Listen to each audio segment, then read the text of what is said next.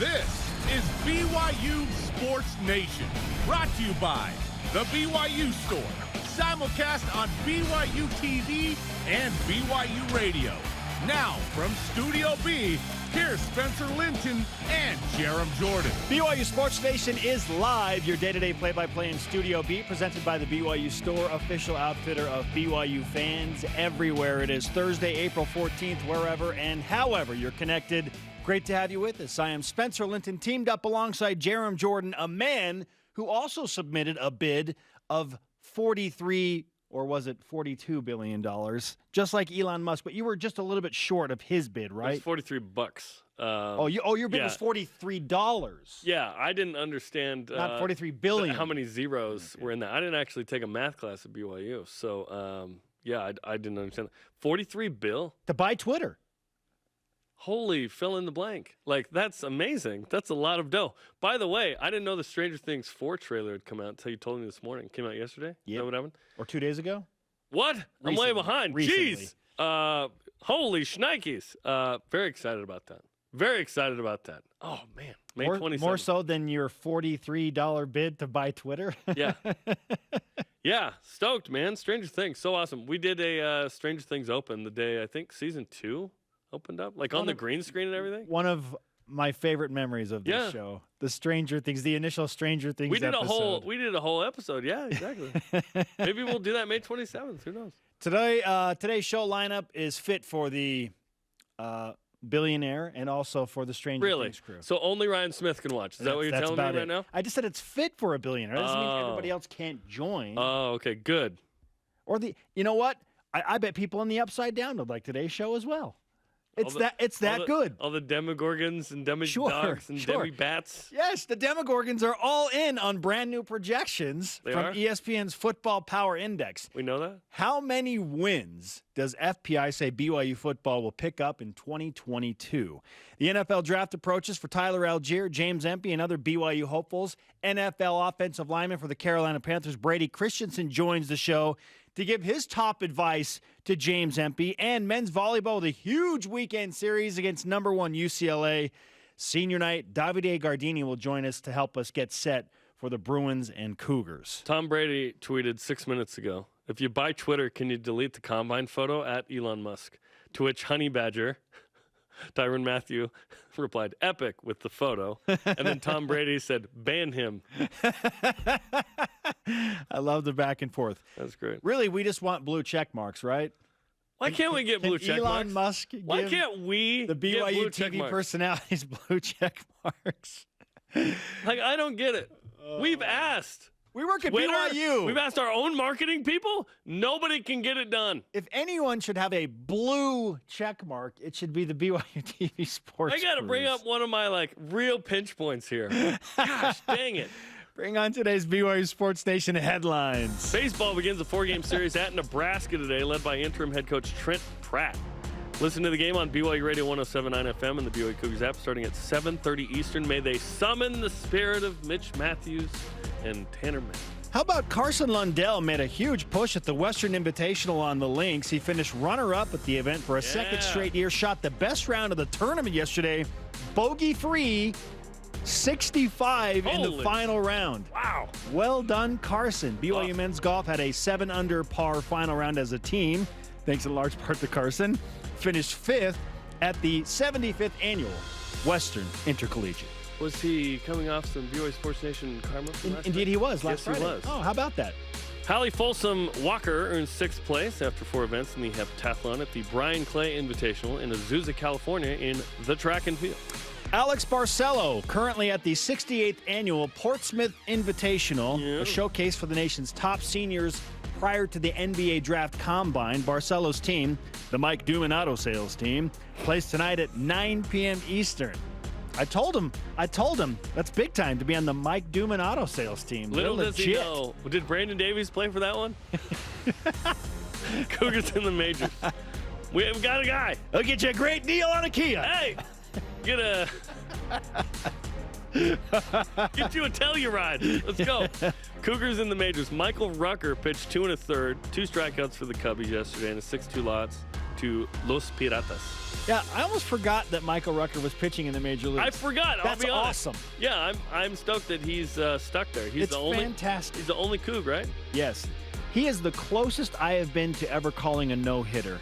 He took a perfect game, no less, into the 8th inning at BYU. But he was pulled out like Clayton Kershaw yesterday? Thankfully, he was not pulled out. It just kind of fell apart for him in the late innings. Yeah. But, man, that dude can throw the ball. Yeah, Kershaw, that thing is crazy. Real quick, best game I've ever seen.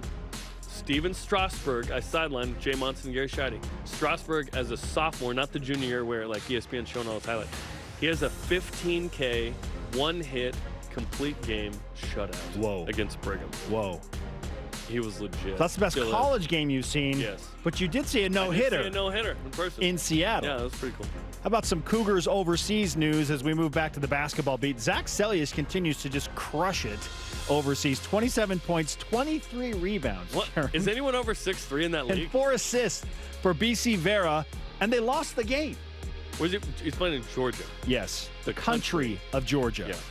Elijah Bryant had 6 points, 4 assists, and 3 rebounds, and an Anadolu Efes 80-65 win. That's in EuroLeague, though. It's a little bit different. In Turkey, right? Yeah. Men's tennis hosts Pepperdine and LMU this weekend, starting today, and then Saturday. Good luck. All rise and shout. It's time for What's Trending. You're talking about it, and so are we. It's What's Trending on BYU Sports Nation. What's Trending presented by Tim Daly Nissan, part of the Tim Daly Auto Group, serving Utah since 1968. Way cooler than Mike Dumas Auto Group.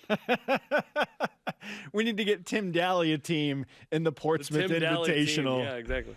We have brand new, fresh, off the press, because that's still a thing, right? Fresh off the press, fresh off the interwebs. Football Power Index numbers for BYU and all 130 Division I college football teams. BYU currently ranks 46th, Jarom, in that list of all Division I football teams, according to the Football Power Index. 46th. What do you think about a number 46 ranking coming off another top 25 season and a second 10-win season in as many years? Well, this isn't, where should BYU be in a poll? This is what their FPI is based on how we think they're going to do against these other teams and how we think those teams are going to do. So it's a 7-5 record projection. Yes. As you pointed out this morning, last year they projected 7-5. 7.3 wins, 4.7 losses a year ago. Yep. So BYU was 3 games better, which is pretty crazy. Do we feel like BYU has the chance to be 3 games better? We do. Yep. We're feeling confident about this BYU team, which is exciting. Obviously, coming off 2 10-plus win seasons and returning the quarterback and maintaining a large amount of the coaching staff and keeping that O-line and skill position players, why wouldn't we, right? Why wouldn't we? So, 85% chance to win 6 games. Yes, this team is going to a bowl game. That's not going to be an issue. It's not hard to make a bowl game. All you have to do is win half. You can suck and still make a bowl game. It's crazy. But when we look at some of the numbers among BYU's own schedule, BYU at 46 is the 5th best team on its own schedule by FPI. Notre Dame at 5. Wow, probably overrated. That's what Notre Dame does. 19th Baylor, 23rd Oregon, 29th Arkansas, and then BYU at 46, followed by Boise State right after. So the Big Four is what we can call this group of challengers on the schedule, right? Okay. Boise State and BYU at about the same level, it feels like. That's probably a fair assessment. And then everyone else is probably below BYU, like winnable games. So to me, that cut line is like, can BYU in those other 8, so the Big Four and then the other 8. In the other 8, can BYU go 7-1? And in the Big Four, can BYU go 2-2 to get 9 wins in the regular season? It's worth noting that while BYU is projected to win 7.3 games, I'm not sure about the decimal points, but again, when BYU wins 0.3 games, that's when the end comes. So a year ago, projected to win just over 7 games and lose essentially 5. It's worth noting that BYU was favored in 10 of the 12 games on last year's schedule. Right. But it was like 52% chance to beat Utah, 53% chance to beat Arizona State, 60% chance to beat Washington State. So they weren't huge favorites, but they were favored, and that's exactly what BYU did, which is atypical right? Like, typically you drop one of those games where it's really close in the toss-up games, and BYU goes, 8-4 or 9-3. But like BYU won all of those games. Like, BYU played 7 Power 5s and didn't just go over 500, went 6-1. Like, that's not going to happen a ton in BYU's future. Like, that was a massive anomaly. Yeah, the one game that BYU dropped that they were supposed to win, according to the FPI, was at home against Boise State. Right, and I'm okay with one of those. I also want you to make up one of those on the road. You know what I mean? Like, we got a game we didn't think we'd get. BYU was only a 31% chance to win at USC to close out the season, but USC, well, they did not come together. They dealt with several injuries to their best receiver and quarterbacks, and Jackson Dart was all of a sudden starting as a freshman. Jackson Dart was good, though. Drake London not playing in that game is probably the reason BYU wins that game, but the only game they dropped that they were supposed to win was Boise State. So it's shaping up similar this year. BYU is projected to go 7-5 in 2022. We don't have the game-by games on these, but I would guess that BYU is probably a dog by percentage, not by Vegas, in Notre Dame, in the Big Four. Baylor. And maybe at Boise State. Maybe at Boise State. They might be probably. I would say right now, if we saw that, Arkansas. Yeah. At home, I don't know because there's 17 spots ahead of BYU. Was favored. BYU was favored to beat Arizona State and Utah last year at home, while those teams were more than 20 spots higher than BYU in the FPI. Maybe BYU's favorite. Home field advantage. How does that factor in? Yeah, I don't know. I'm just going to say BYU is probably favored to win 9 games. And they're projected to win 7 games. Those are two different things. Yes.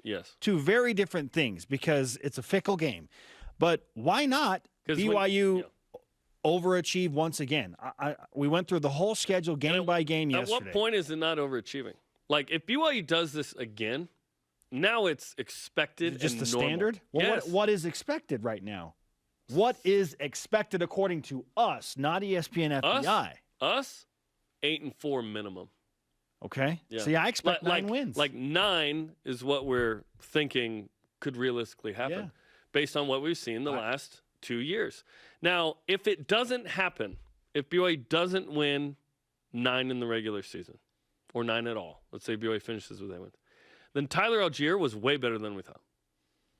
Because here's one of my fears going into this year is that, oh my gosh, we saw the most amazing running back season and we thought that we could keep doing that.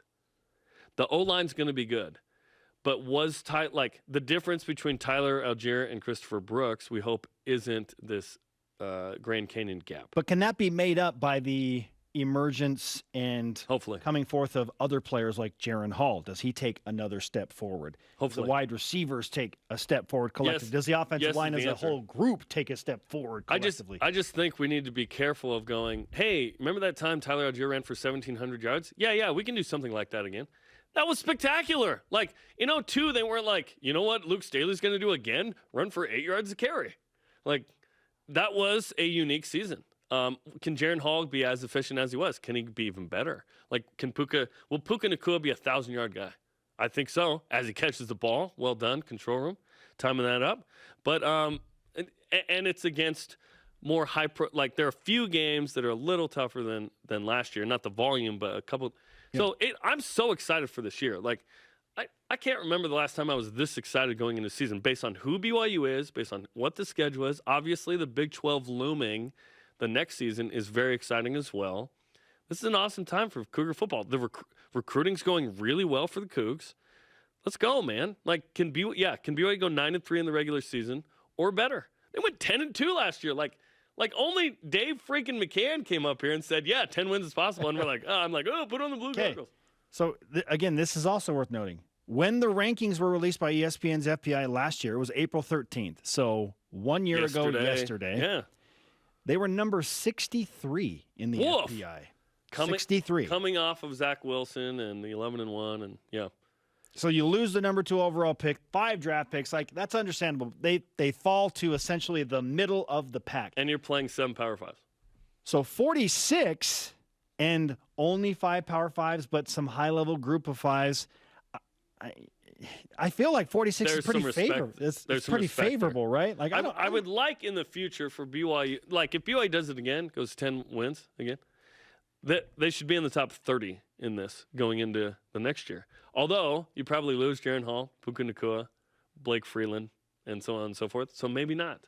So maybe not. 46 in the FPI does not directly translate to an Associated Press media poll either. Right. Like, I would not be surprised to see BYU ranked in the preseason based on what they've done the last 2 years and everything they do bring back. So if BYU shows up as number 23 or number 25 in that first poll, don't be surprised. FPI is a very different metric than media voters on who they think the top 25 teams are to start the season. Right. So 46 to me kind of feels like respect. I know some fans don't like it, but that's 17 spots higher than last year. They finished 40th, by the way, last year. In the FPI. In FPI. There you go. Okay. There you go. 40 feels a ways down. Well, they've got, let's see, how many days before they can really start to make this count? Hit it. Countdown to the Bulls. 142 days away before BYU's trip back to Raymond James Stadium on their vengeance tour to get one back against USF in the home of the Tampa Bay Buccaneers. And Tom Brady's back. Jaron Hall lost his initial start as a BYU quarterback. Yep. It'll be a little bit different version of Jaron Hall this time around.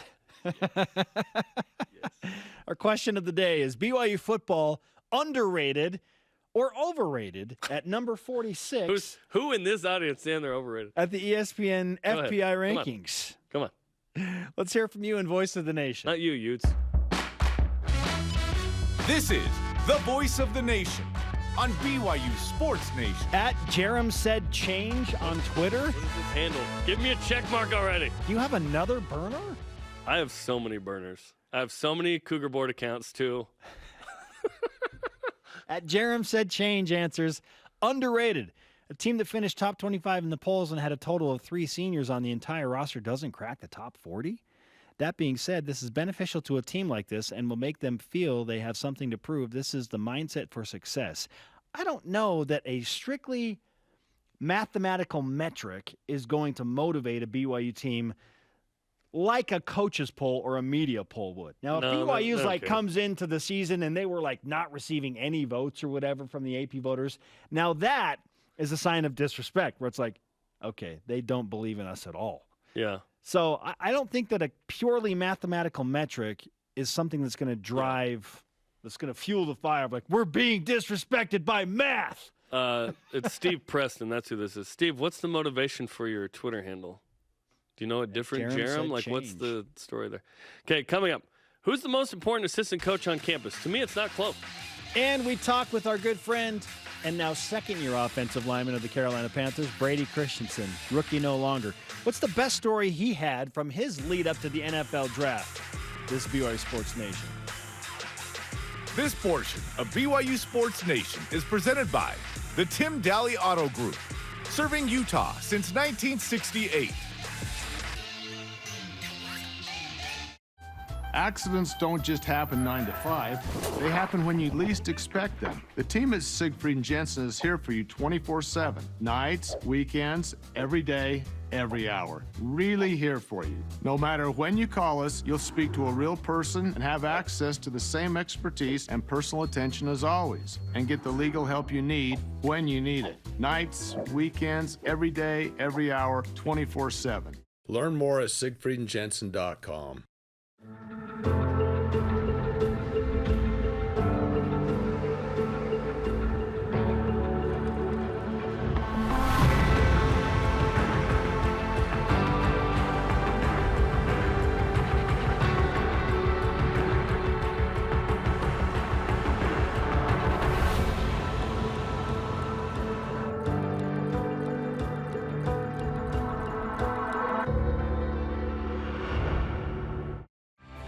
Introducing the all-new 2021 Nissan Rogue.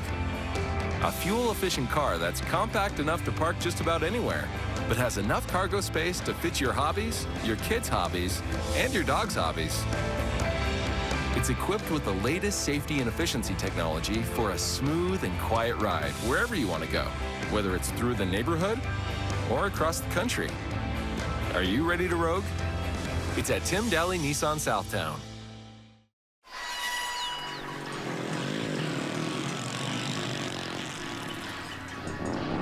Every day, I help an animal walk again. I believe that having special needs animals has brought an extra layer of richness to the fabric of our family. Not many people take in these special needs guys, but in the end, they're the best ones. It's unbelievable. It's like his disability has disappeared.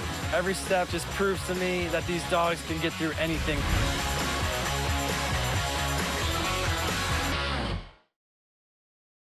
BYU Sports Nation is presented by the BYU Store, official outfitter of BYU fans everywhere. And boom goes the dynamite. Men's volleyball hosting #1 UCLA in the final home matches of the regular season. Friday and Saturday at 9 Eastern on BYU TV and the app. I'm glad to see that Boom Goes the Dynamite has gone beyond Ball State and just when BYU plays Ball State. It's pretty much anybody, right? Yeah, I try and say it every match. Good. I think it's important for America. Equal opportunity. Equal opportunity phrase. Yes. I feel like we're a credit union or something. Yeah. We are live in Studio B with your day-to-day BYU sports play-by-play. Some transactions, mostly dealing with sports. I am Spencer Linton alongside Jarom Jordan. Joining us now on Zoom is our good friend and offensive lineman for the Carolina Panthers, Brady Christensen. Yeah. Brady, great to see you this morning. How you doing? Good, guys. It's good to be on here. It's good to see you guys. I'm doing well, can't complain. Great to hear it. I know you got some OTAs coming up later this month as you continue your preparation for next season with the Panthers. But in the meantime, you're not a rookie. You're not a rookie anymore. Not a Congratulations. Rookie. Yeah. Made it. Not a rookie anymore. No more rookie duties. That's the best part of it all. I can understand that. Now, your good friend and one of your former BYU teammates, James Empey, is looking for his NFL shot and looking to crack in with the camp as he prepares for the NFL draft and the crazy free agency signing period. What do you think he's going through right now? Because you did this to a degree just a year ago. So what's James Empey thinking right now? I think right at this point, you're just like, there's so much unknown. That's the hardest part of the whole thing. You have no idea where you're going to be living. You could be living in one of 30 basically cities. So that's the hardest part. Am I going to get drafted? Where am I going to get drafted? What team's going to draft me? Where am I going to go? Am I going to be undrafted? All these things are going through your head, and it's just kind of crazy.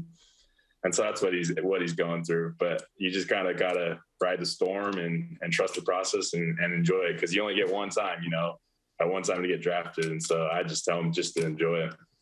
And certainly if he was healthy, I think he had a great shot at being drafted. Because he was kind of banged up, I'm not sure he gets picked, but certainly a free agent opportunity is going to come his way, it feels like. So what advice would you give to James in this process? I would just tell him, I told him a while back just to trust your film, because that's what I believe the NFL scouts and the front offices are looking at the most is your film. That's your product. And he has some of the best film as far as centers go in college football over the last 3 or 4 years. And me and his trainer they trained with, Duke, we were talking about it. And it's like, sometimes he might get overlooked because of that injury, but some team is going to find him and going to be like, this kid is an absolute stud. He's going to be a steal. Yeah. Just based on his film alone. And so I would just tell him just to trust that and everything will fall into place. Brady Christensen is with us on BYU Sports Nation. As you look back on your own lead up to the draft, before you were picked by the Carolina Panthers, in retrospect, what was the wildest or craziest or strangest thing that happened to you through the whole draft process? I don't know. I wouldn't say, I guess it was kind of wild, but kind of the hardest part. I can't remember exactly when Pro Day was, but it was towards the end of March, and we had our son Ledger March 16th. And so I was running, I think we had Pro Day a week later. And so I was running on no sleep, just getting out of the hospital. We were in the hospital for four plus days. And that was just crazy. And I remember going into Pro Day and, I got up, drank some caffeine and I don't know where it came from, but I had a really, really good day. And everyone was like, dude, is that dad strength? The dad strength got you through it. Dad strength, yeah. The dad strength helped me perform super good. It was, I did it way better than I would have even expected. And I had like high lofty goals. And so that was an incredible journey, just to have our son Ledger and then Pro Day and then have him there when I got drafted. And then just that whole process was insane, but it was incredible. I'm going to rethink of that day as the new dad strength day of Brady Christensen and not the Zach Wilson day. Yeah. Because everyone's like, oh, Yes. the throw by Zach. And it was fun, right? And, like, the Niners went up to 3 that day, and we're like, oh, my gosh, they want Zach or whatever. But anyway, super fun. Okay, you mentioned not being a rookie. You don't have rookie stuff, right? What kind of rookie stuff did you have to do? Was there, like, a dinner you paid for that was, like, the largest amount of money you've ever paid in a single sum, plus carrying bags and stuff? What are we talking about? Rookie dude, everything. Like, I had to get a coffee machine for the offensive line room. I decorated for Halloween, Thanksgiving, Christmas, everything, and it had to be decked out. If it wasn't decked out, you get fined. So everything, if you weren't good enough, you weren't good with snacks, you get fined. If you were bragging, fine. If you did good in practice, fine. Everything was a fine. So I just get fined left and right. And then, rookie dinner was no fun. A bunch of the guys got like these shots, and one of them spilled, and it was really expensive. It was a $200 shot, and he spilled it, and he got another one. Oh. I was like, dude, you just spilled a $200 shot, and it was so nonchalant, and I was like, oh my gosh, it was crazy. Sipping your 2% milk. Yeah, exactly. I had my, my Sprite and ginger ale. I had both, so it was a good night. But it was got to accept it. That's awesome. He's a part-time interior decorator for the holidays, also an offensive lineman for the Carolina Panthers. Brady Christensen on BYU Sports Nation. As you look back now on your rookie year, what do you feel like was the best lesson you picked up that's going to help you make that jump into your second season in the NFL? I think two things. I think one thing is just take each week as it comes. Don't ever get too high or too low in this league, because one week you could have a great week and the next week you might not have a great week. That's just how it is. You're going against the best every week, and so you're going to have ups and downs throughout the season. Just kind of take it 1 week at a time and have a short memory and just keep rocking and rolling.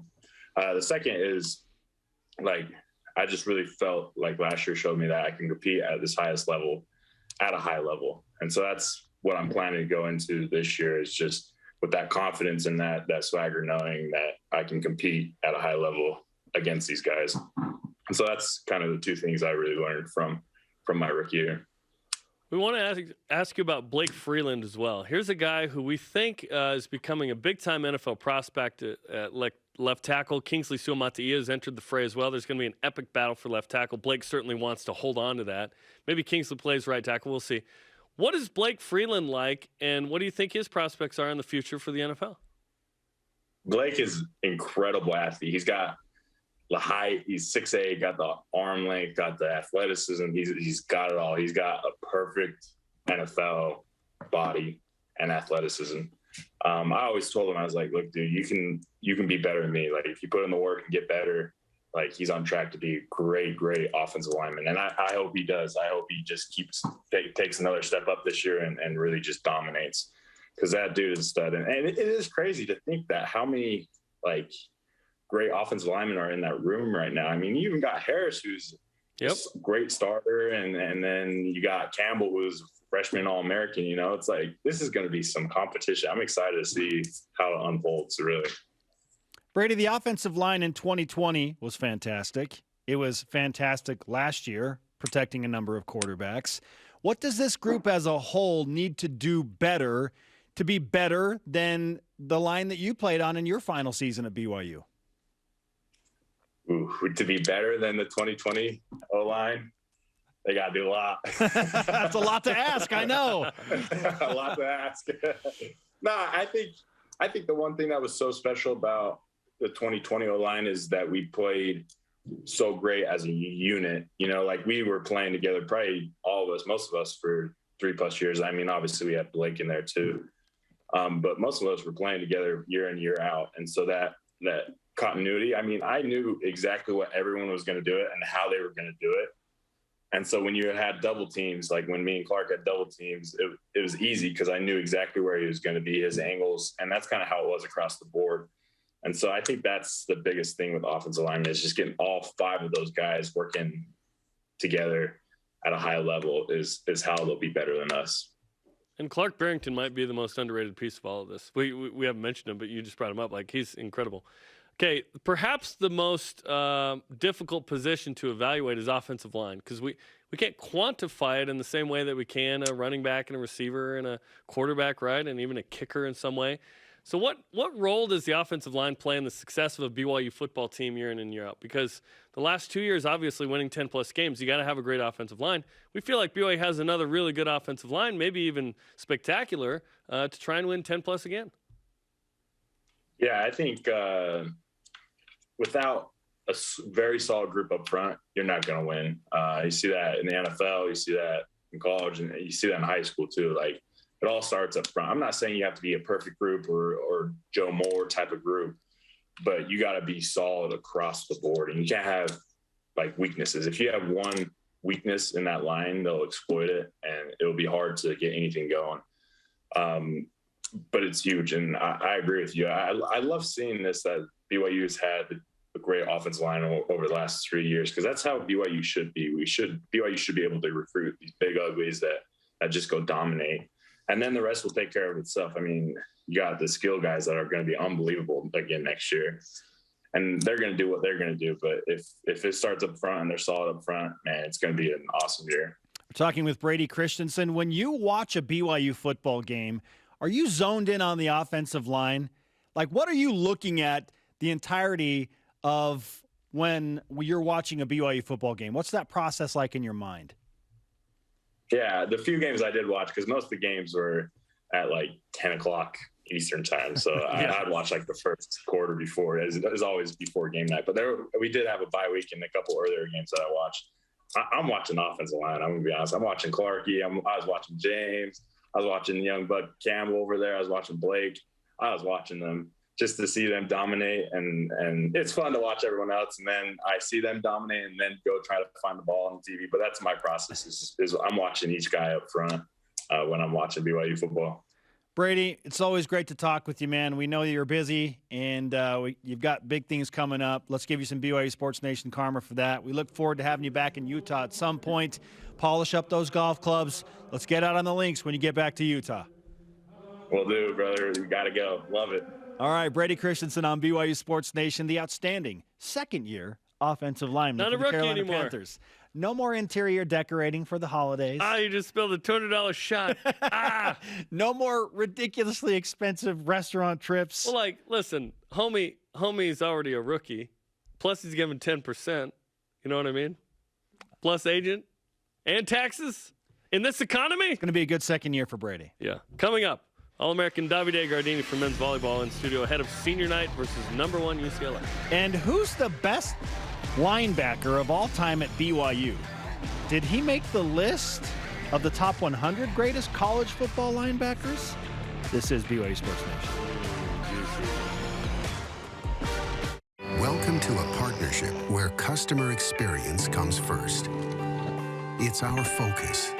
It's your expectation. We provide support to those that go the extra mile for all of us. Supplying products, training, and service for generations.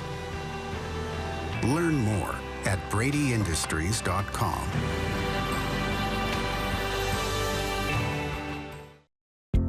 Trio Orem Senior Living believes in empowering seniors to live life to the fullest. We help eliminate stress out of daily life when you live at Trio. Less time focusing on housework means you can socialize at one of our many events, with safety in mind, of course. And did we mention our spacious apartments with modern amenities? Learn more about setting up a private tour at trioorem.com. Hi, Spencer Linton here, letting you know when your company joins the BYU team as a corporate partner, your brand can be featured in sports programming on BYU TV and BYU Radio. In addition to all of the great games, you can be part of the BYU coaches shows, place your message in Countdown to Kickoff, basketball pre- and post-game shows, and each weekday on BYU Sports Nation. We invite your team to join ours and become a corporate sponsor of BYU Athletics. For details, email sponsorship@byu.edu today. Turn TV time into together time with the BYU TV app. Watch Watch all your favorite shows when, where, and how you want. This isn't like a practical joke, is it? No, sir. Immerse yourself in stories with all the feels. Go on uninterrupted journeys of discovery and see families coming together while watching with your own. See new and original content, all for free on the BYU TV app. BYU Sports Nation is brought to you by Maersk, enabling global trade for a growing world. He is Jarom, I am Spencer, and this is BYU Sports Nation. To interact with the show and get content throughout the day, follow us on the social media platforms of Facebook, Twitter, Instagram, YouTube, and TikTok. Now it's time to whip it. The Cougar Whip Around presented by Maersk, your integrated container logistics company enabling global trade for a growing world. Who's the most important assistant coach on campus? With Chris Burgess going to Utah, we were thinking, well, right now it's probably Trent Pratt because he's taking over as the interim head coach after Mike Littlewood had a surprising resignation. So does Trent Pratt actually count as an assistant coach anymore now that he is the interim head coach? I don't know how that all works, but I'd probably go with Trent Pratt. Yeah, he's really important. To me, there's one clear answer here. I don't mean to offend any of the other assistant coaches. I love all of them. Okay. It's Aaron Roderick. The program changed in 2019 when he was made primary play caller midway through the season, to the point where BYU is 26-4 when he is the primary play caller in those games. That's insane, right? Pretty good. It's Aaron Roderick. A-Rod, the OG. Before so Alex Rodriguez, there was Aaron Roderick. BYU is so lucky to have him, and that Utah never actually gave him a legit shot to be like a peacock and fly. Okay. As the other guys talked about. See, A-Rod's the one that comes to mind for sure, but man, Trent Pratt, he's got a lot on his plate now, leading BYU baseball. Well, and it makes you nervous if you're one of those assistant coaches where the head coach goes out of like, is this Trent Pratt's debut to be the head coach? Or are the assistants out after this year if they find another guy? It's a nervous time for them. Yeah. Big Game Boomer, or as he's now called, BGB. Rapper? Has Rob Morris, the freight train, at number 59 on the greatest college football linebackers list. So does that make Rob Morris, because there are no other BYU linebackers listed here, the greatest BYU linebacker ever? I felt this way before this list. I didn't need BGB to tell me. Rob Morris is the only guy who's been an All-American, a first-rounder, and a Butkus similar finalist in BYU history. So he's, to me, he's the best linebacker. And there have been a lot of great linebackers. And this is not taking into account, well, what have they done in the NFL? This is just BYU time. It's not Kirk Gavea. This is not Fred Warner. Like, Fred Warner is the greatest BYU NFL linebacker ever. Yes. Because he was all-pro. Yes. That's amazing. But Rob Morris, as you pointed out, was an All-American and a first-round draft pick. It's the freight train, Rob Morris. How many other guys had a whistle? It's true. Who had a whistle made after them because they were so awesome? Nobody had the freight train. I didn't see Marv Allen or Bob Davis with a freight train whistle. That's a cool nickname, right? The freight train. Yeah. Also, who else has a penalty in the snow for doing a snow angel? Like Rob Morris after a pick six. And that was the moment he became the greatest linebacker in BYU football history. PAT streak, by the way, because it got pushed back in the snow. We need to have this conversation later in the summer because of the summer. Why later? Let's do it tomorrow. The greatest linebacker ever in BYU history. Don't wait. Just do it. Will Alex Barcelo increase his postseason or his post-college stock in Portsmouth? Well, because he's playing for that specific car dealership in the Portsmouth Invitational. I can't even remember the name. I don't know. Yeah, he's going to increase the stock. No, in all seriousness, more exposure, you increase your stock, but is it for the European leagues or the NBA draft or all of the above? Either way, Alex is going to be more seen and have more exposure because of this. Yeah, I love Alex. I don't see him as a trap pick. I see him as a summer league opportunity, perhaps G League European guy, and that he's going to be super successful. Kevin Pangos, he can have the same career. NBA scouts will be impressed by how well he shoots the ball. So yeah, he's going to improve his stock. And his IQ and his great teammates. Yes, absolutely. Let's stay with basketball. Zach Seljaas has scored 20-plus points in 12 straight games playing in the country of Georgia. Double-double in 11 of those. So Zach Seljaas, is he the best BYU basketball alumnus playing overseas right now? Who's playing better than he is? I don't think anyone is. Like Charles Buell, Brandon Davies. Jake Toolson? Brandon Davies is a better player than Zach, but like playing, I think Zach's probably doing it in Georgia. Jimmer's not overseas right now. Jimmer's in his church gym doing TikTok videos right now, so he doesn't qualify. He's crushing it. Zach Sellius, man, it's obviously not as hard of a league as Matt Harms and Jake Toulson and Elijah Bryan are playing in, but in Deutschland. Who's averaging a double-double right now, scoring 20-plus and 12 straight? 20-20s from Zach Sellius. This is amazing. Zach can have that title right now. Yeah. What do you expect from BYU baseball today? And it's their first game after Mike Littlewood's resignation. An inspired effort. I expect extra focus. I expect them to come out locked and loaded. Typically this happens. Teams get like really focused, hyper-focused, and they play well. What's going to happen in game 4 and 5 when the natural of just like, hey, hunkering down is gone? Yeah. So I'm more worried about what happens in games 4, 5, and 6 than I am in games 1, 2, and 3. I think BYU wins 33-28, like it did at Nebraska in 2015. How about they just win by 5? That'd be a really high scoring. BYU wins by 5. I like that. 5 runs? Yes. Okay. I'll take it. Tom Brady sent the following tweet earlier to one Elon Musk, who made a $43 billion bid to buy Twitter. Tom said, if you buy Twitter, can you delete the Combine photo? Here's the Combine photo. I said it was from Honey Badger. No, it's just a fan at Honey Badger 2010 that said epic. This is the most risque photo we've ever shown on BYU Sports Nation, by the way. Brady. I think Ben Bagley is getting called into the principal's office here after this one. Hey, I want you to know I ran a faster 40 than Tom Brady did when he was at his peak physical condition coming out of college. I did so in my mid-30s. In my mid-30s, I ran a faster 40 than Tom Brady did at 21. I'm happy how proud you are of this fact. It's something to be proud of. It is? If you could ask Elon Musk to delete one thing, like Tom Brady. You know, Tom Brady wants that photo gone. Delete one thing? From Twitter. What would it be? I have nothing that I need deleted because I'm proud of my shaved head pics from 2015. I'm good with that. Okay. Yeah. Maybe that just at Utah Utes. Okay. Maybe. Okay. Just take it off. Listen, how about the take that Bo Hodge was going to be the greatest running back? That was a bad one. That was a bad one. And how about the fact that I argued that North Carolina didn't deserve to be in the NCAA tournament? Whatever. Listen, you gotta shoot. You can't be afraid to miss. No.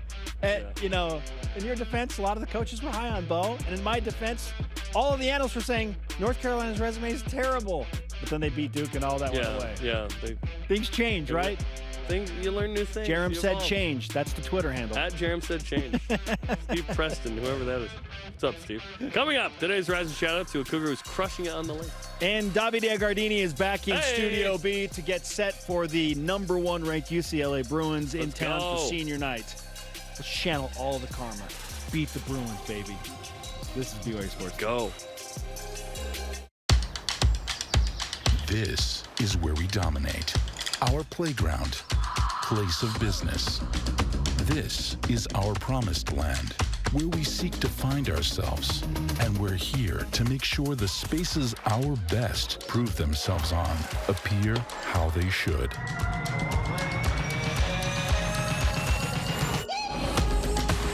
Intermountain Healthcare, official medical provider for BYU Athletics.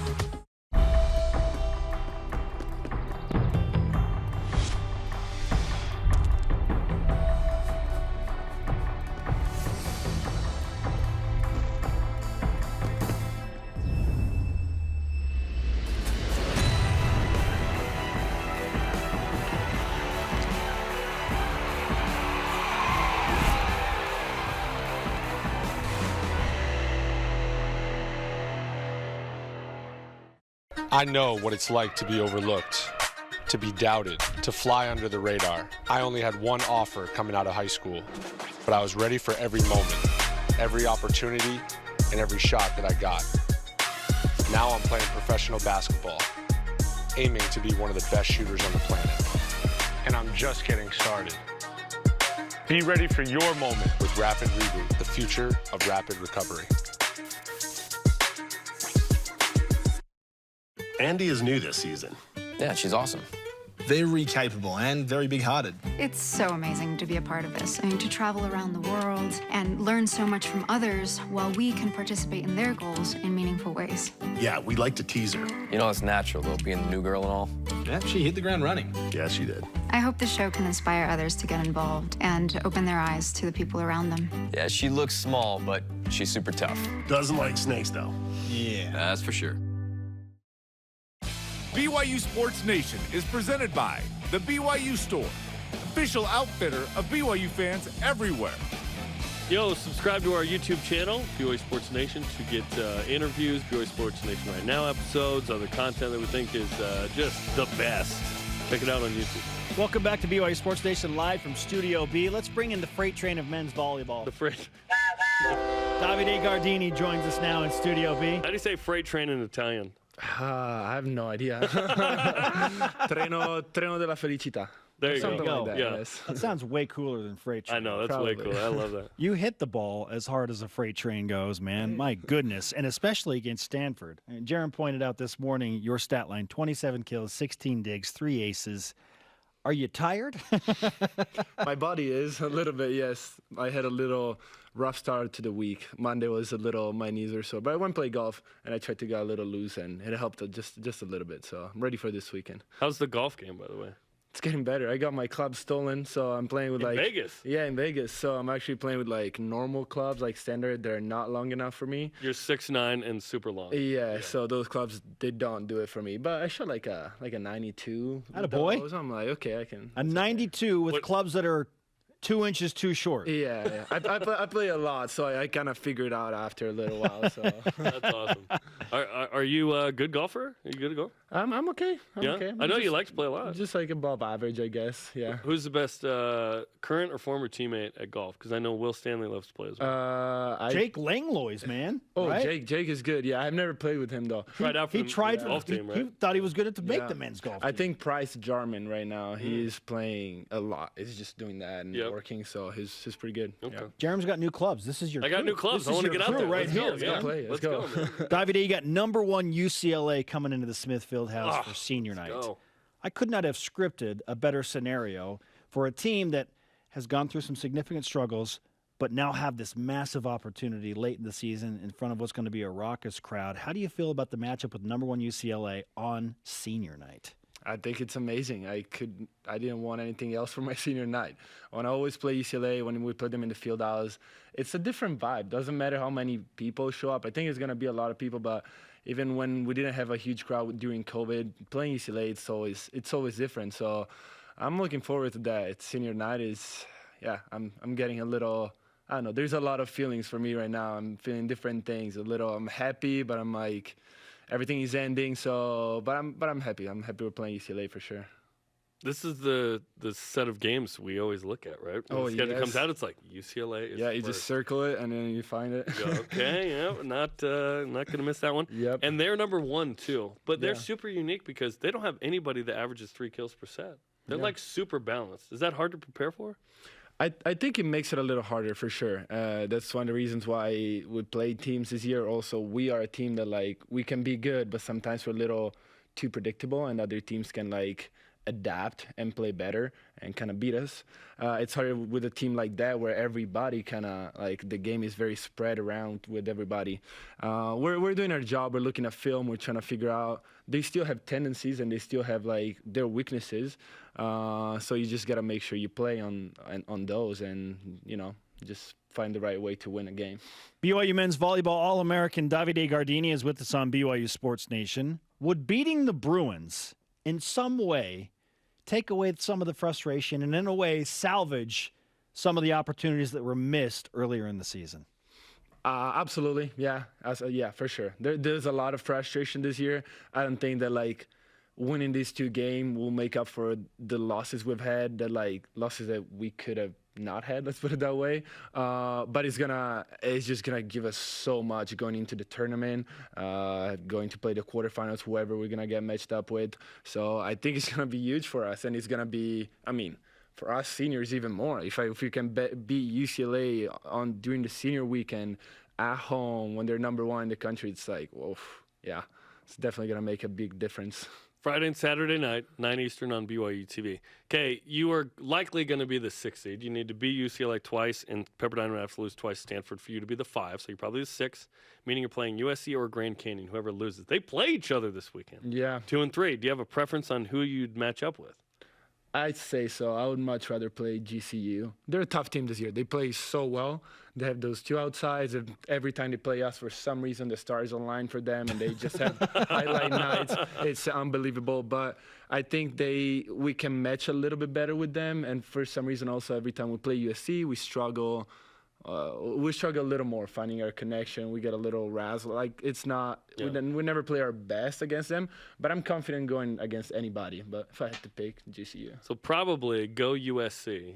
Yes. Beat GCU is probably the scenario we want. Go Trojans. Yeah. You won't hear us say that very often. No. Fight on. But go Trojans, because BYU men's volleyball and Davide Gardini want the matchup with GCU. And hopefully the stars don't align for the two outsides. Hopefully. Yeah, come on. All right, Davide, you've seen so many roster changes happen this season. In fact, you have a new freshman setter in Noah Hain. Like, what do you think of his implementation into this lineup, and what do you expect from him in a pressure-packed situation against UCLA? Yeah, I think, first of all, he did an insane job. What he did for this team, it's huge. He literally had the opportunity to, like, redshirt and play for 4 years. He was asked, do you want to play right now? And he literally didn't even hesitate and was like, yes, I'm down to play. I'll do whatever it takes for the team to help the team. And I think that just shows how good of a teammate he is. And as a setter, he's doing amazing. He's a young setter, so for sure you see like some issues that he might have, but he just has a confidence that like helps him overcome like the moments of struggle and everything. And we're comfortable with him, as we are with Bartosz. We're comfortable with everybody. Right now, he's just like bringing a lot of excitement, a lot of like, you know, a new guy comes in, everybody just gets a little more excited, I would say. So there's that energy lift. Yeah, different energy for sure. So we need that. We'll need still Bartosz most likely in different situations. So, but we're happy with whoever plays, and we'll support him no matter what. I'm hoping that Noah can summon the spirit of Brody Ernest, who in a similar situation against UCLA and Pepperdine, like 3 years ago, That's right. Had his first home starts and beat UCLA. And we brought him on the show after. And we were like, dude, last week you were like on the bench. This week you're the guy. Yeah. So hopefully that can happen. Yeah, hopefully. That'd be amazing. Maybe it'll be fun. And hopefully he's so naive, he doesn't know what he doesn't know. You know what I mean? I know what you mean. Like as a true freshman, first time, #1 UCLA, senior weekend, let's just go. Let's go play volleyball. Let's just go. Yeah. And he feels like that kid, 2-time state champ at Punahou. Mm-hmm. Had uncles, aunts, mom, dad play college. Like, he's a volleyball kid. Absolutely. Let's go. Yeah. No, I remember that feeling they were talking about my freshman year. Whoever I was going to play against, I was like, I don't know. Like, I'm a freshman. I don't know what's going on, how teams are and everything. So let's just go play. And as Italian, you're not like, I don't know who Pepperdine is. Yes, or whatever, exactly. Right? So I think he's going to have a little bit of that for sure. He's going to help him and help us. Nice. Okay, let's summon all the karma, Jarom. Give it to BYU men's volleyball and Davide Gardini. Take it. Go compete against the Bruins, man. I'll take all of it, guys. Yeah. Chris McGowan said at Carl McGowan's funeral, my dad taught me that it was okay to hate UCLA.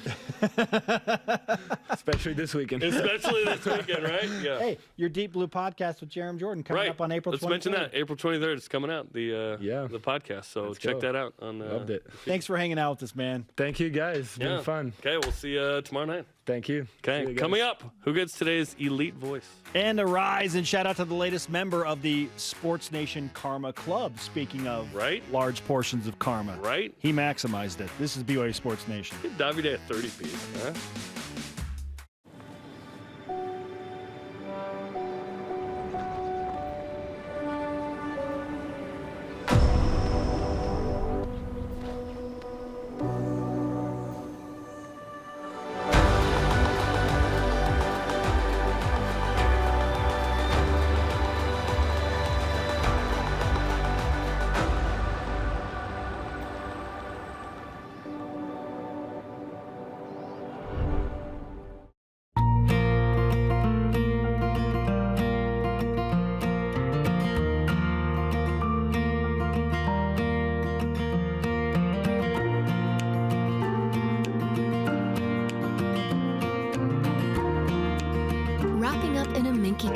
Luxurious blanket.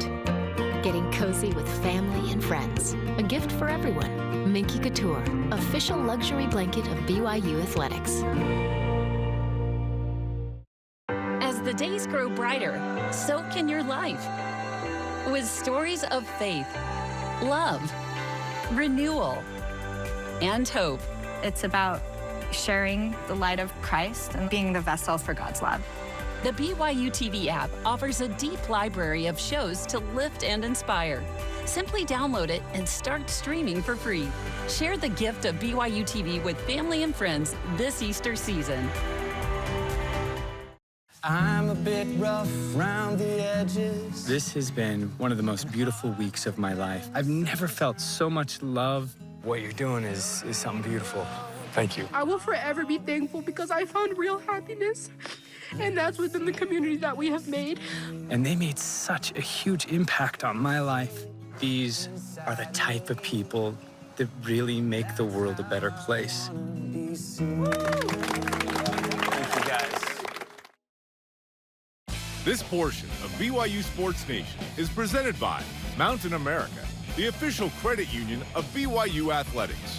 BYU Sports Nation always available on demand via the BYU TV and BYU radio apps. Or download the podcast. Just Google BYU Sports Nation podcast. Subscribe, rate, and review that, Joe. Our question of the day with the new ESPN Football Power Index rankings out. BYU in at number 46. Do you think the Cougars are underrated? I'm guessing the majority of you feel that way. Why don't we offer rated? Or overrated at number 46. Last year, BYU was number 63 in the initial FPI release. Yeah. Doug Heath on Twitter says, does ESPN really believe that one of every 3 teams in the FBS is better than BYU after 2 10-win seasons and a ton of experience coming back? They're saying basically BYU is to the college football playoff what The Force Awakens is to Star Wars. Okay? There's a draw on a movie. Again, these are mathematical metrics. This is not like an opinion poll in any way, shape, or form. Yeah. This is an algorithm straight up. It's an algorithm, Spencer, So, yes, of the mathematics. Yes, Jared. The algorithm is absolutely disrespecting the Cougars. Brigham doesn't have enough of the right metrics to climb in this year. Well, it's no ESPN believing. It's just an algorithm that they have plugged all the numbers into, and it jumped them out at number 46. What I really want is a faith metric. Who we believe in. Who we don't. I love this Twitter handle, at ScoCougs. ScoCougs. Is this even a question? 2 consecutive 10-win seasons, a returning star quarterback, 4 or 5 receivers that could start at most Power 5 schools, 10 starting caliber offensive linemen, the world's greatest punter. Yeah, he is awesome. Brian Rico, and Kalani Polynesian Lavella's coach. If BYU ends ranked number 46, I'll shave my head. Well, they ended 40 last year at 10-3 in FPI. See, I think everyone's confusing this with final AP rankings. Yeah. This is not an opinion poll. Right. Straight up. Right. Okay, so don't worry, ScoCougs. It's going to be all right. Our Elite Voice of the Day presented by Sundance Mountain Resort from at Gary Wojnowski. Right now, BYU's record has them tied for first. Sweet. 0-0. Everybody's in first place when the season begins. That's the Elite Voice. Today's Rise and Shout Out presented by Mountain America, the official credit union of BYU Athletics. Shout out to Russell M. Nelson, who's 97 today, oldest of the 17 church presidents. Happy birthday. That's amazing. And Carson Lendell is crushing it on the links. Yeah, finished second consecutive event at the Western Intercollegiate. Our thanks to today's guests, Brady Christensen and Davide Gardini. Sorry to Dennis. Ran out of time. For Jarom, I'm Spencer. Shout out to Ossie Antonetti.